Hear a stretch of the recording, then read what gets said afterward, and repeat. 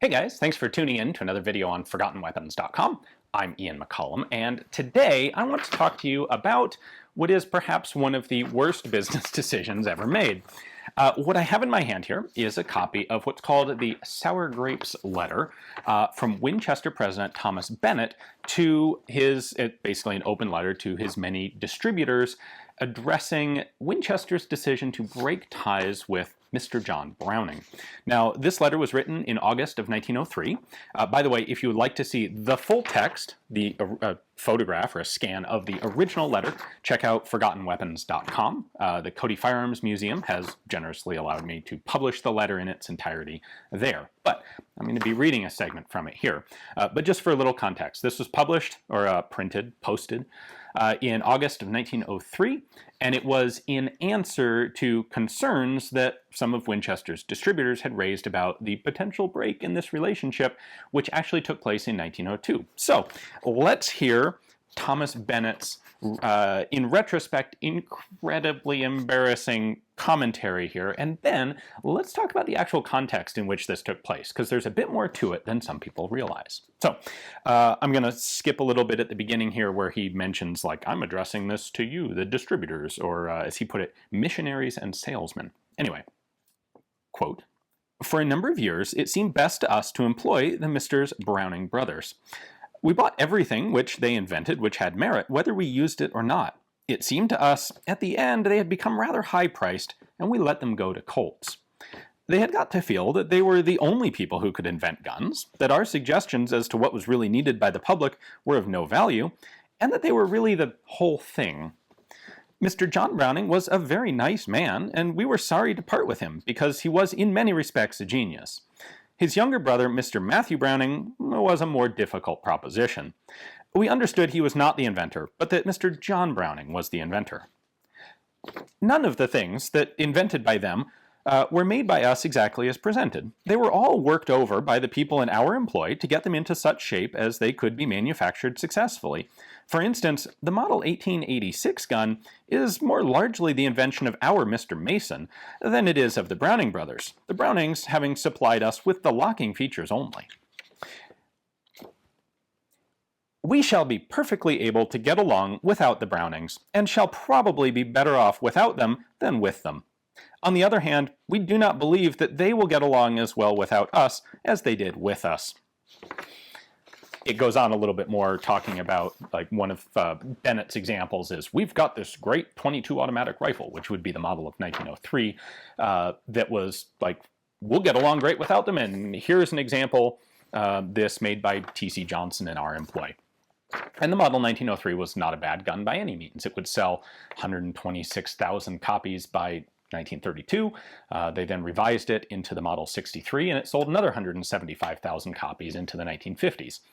However, at the time he was writing this, Browning was working with FN and Remington and Stevens to manufacture his Auto 5 shotgun, which they would make somewhere around 1.75 million of over production of basically 100 years. The Browning brothers, in fact, were very well off without Winchester, and Winchester was definitely the loser in this split. So the question is, what caused all of this to happen? What precipitated this split?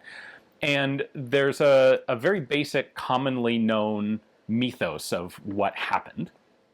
The short version of this is John Browning decided that he was sick of getting a flat fee payment, and he wanted a royalty on this Auto 5, and so he took his prototype Auto 5 to Winchester, and Winchester balked and said, oh no, we're not going to pay you a royalty. So then he went to Remington, and while he was waiting in the office at Remington, Remington's head executive had a heart attack and died, and so then he decided to go to FN and dropped this thing on FN as a surprise, and FN went, why sure, we'll make that.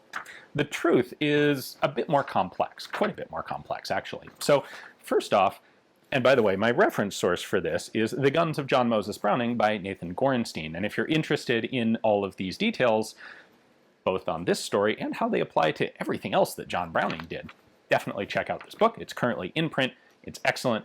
You'll really enjoy it. Anyway, so the Auto 5 was not Browning's first semi-auto shotgun. It was actually his second.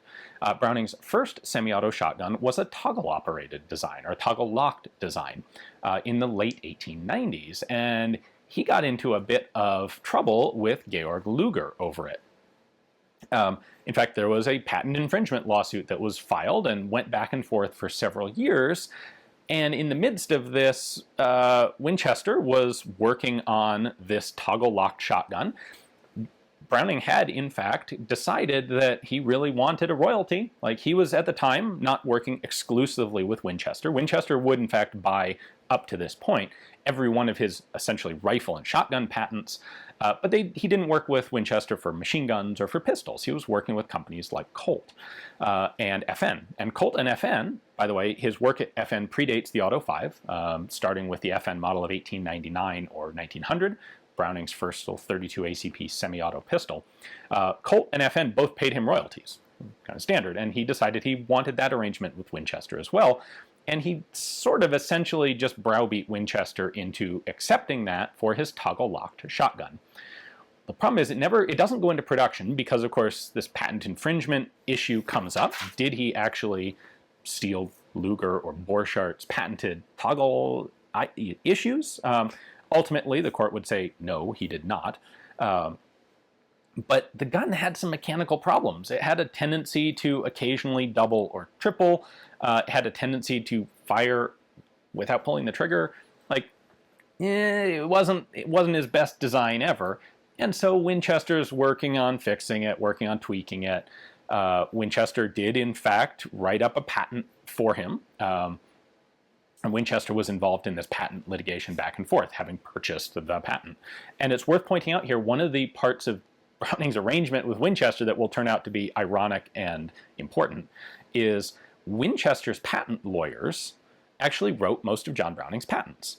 They had a very cozy, close relationship, and Browning would present them, Browning would come up with the idea, like the toggle locking concept for the 1886 Winchester lever-action rifle, and Winchester's lawyers would write up the patent application to make sure it was good and airtight, and then Browning licensed it or sold it or transferred it into Winchester's ownership. And so this allowed Winchester to have a hand in actually writing the patents, which was good to let them enforce it. It saved Browning the trouble of having to find his own lawyers or write his own detailed technical patent submissions. It was a very symbiotic sort of thing. Anyway, Winchester is involved in this patent dispute. Well, the good news sort of had things gone a different way. The good news was during the couple of years that this toggle locking lawsuit is being litigated, Browning goes back and just comes up with a different semi-auto shotgun method that works a lot better, and that's the long recoil system that would become the Auto 5. So eventually the lawsuit all trickles out, all ends, but it kind of doesn't matter because they're not going to make the shotgun anyway. There is actually an interesting countersuit filed afterwards trying to prevent DWM from selling Luger pistols in the US because the patent for the Luger infringed on prior Browning patents. That is a very interesting detail in the book that is not generally understood, generally known, but it ends up going nowhere. What it leaves Browning with is this new model of semi-auto shotgun, which is fantastic. The long recoil Auto 5 is truly groundbreaking technology. It is a fantastic auto-loading shotgun, and Browning senses this. He knows that he's onto something here, and he's pretty sure it's going to be a massively successful firearm. And the problem, and at this point, Winchester, they don't own it, but Winchester essentially has first right of refusal to it. Winchester is still allegedly interested to the extent that Winchester has written up the patents for the Auto 5, just as they had done with all of their previous work with Browning. So, but then they go and sit on it, and they're not producing it. Thomas Bennett, the head of Winchester, he and Browning, probably mostly Matthew Browning, who's kind of the outgoing salesman, people person, half of the Browning brothers. Well, there were more than just two Browning brothers, but leading the company were John and Matthew. Bennett and Matt Browning don't really get along that well, and I think their relationship has been getting worse over the years. And Winchester's in this kind of sticky position where they're selling Browning's pump-action shotgun. They had started selling his 1893. Well, the 1893 Winchester had some issues with like not working all the time and maybe exploding, and Winchester had to put in a couple years of development, along with yet another patent infringement suit with Spencer and Bannerman. Winchester put in several years of development to get the 1893 turned into the 1897 so that it was actually saleable, essentially, so that it wasn't a giant customer service nightmare. And they did that without Browning's help, essentially. That was one of those things that Winchester's engineers did on their own. Now they're in a position of Browning's poking them to like, you should start making the Auto 5, start making the Auto 5, it'll be great. Well, if they do that, all of a sudden, they're competing against their own pump-action shotgun. How many people are going to buy the pump-action if they can also maybe buy the semi-auto instead? And that seems to be part of the reason that Winchester isn't really all that eager to put the Auto 5 into production. They just spent a ton of money on the 1897, and they want to maybe sell some, make some of that money back. The 1897 would, of course, prove to go on to be a very popular gun and would stay in production for a gazillion years. Once again, proving that perhaps Thomas Bennett wasn't the best person to be making these sort of strategic decisions for Winchester. But what happens is John Browning finally kind of has enough. There's no formal contractual arrangement with the Auto 5 yet. And he finally goes and he says, look, if you're not going to put it into production, then I'm taking it home. Like, I'm going to take my balls and go home. And what he does to force a decision is he quotes Bennett a price for the gun, a royalty price and a flat fee that are so ludicrously high. And unfortunately, I don't have documentation of what those prices were, but he basically makes them a deal that is so far off the deep end in his favor that Winchester can't possibly accept it. Or on the other hand, if they do accept it, he would actually be happy with it. Like, it'll be worth putting up with your obnoxious nonsense some more for that stupidly huge pile of money, but we all know you're not going to pay it. And apparently Bennett's response when given this quoted price was something obscene and unprintable. And at that point, essentially, John and Matt Browning pick up their prototype and walk out of the Winchester office. This is January of 1902. And Browning will not actually set foot in Winchester again until 1917, when he is humbly asked back to help with production of machine guns for World War II. But at this point, Browning's already been working with FN. He's been there several times. They're going gangbusters making his semi-auto pistol, the FN model of 1900, and he had told them that he had this shotgun that he was going to ask them to make, probably. There's probably a good chance that even had it been produced by Winchester, it would have been licensed to FN for European production. But Browning has had enough of Winchester and manages to break ties with Winchester. So essentially, this split was more Browning's push than it was Winchester's push. The two had been, the relationship had been fraying for some time, but it was Browning that finally broke it. And when he took the gun over to FN, the executives at FN knew what was going on. They were aware of this gun, and they were, of course, quite happy to put it into production on what were essentially the standard business terms that they were already working with Browning on for his other designs.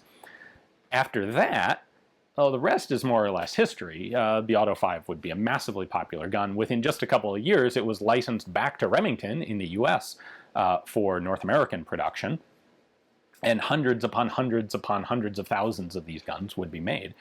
And this did, like, when Winchester's distributors found out that Winchester's decided not to work with John Browning anymore, they were understandably a bit concerned. You know, we're looking at your catalog here, and it seems like an awful lot of that's made by John Browning. Is it really a good idea to give him the boot?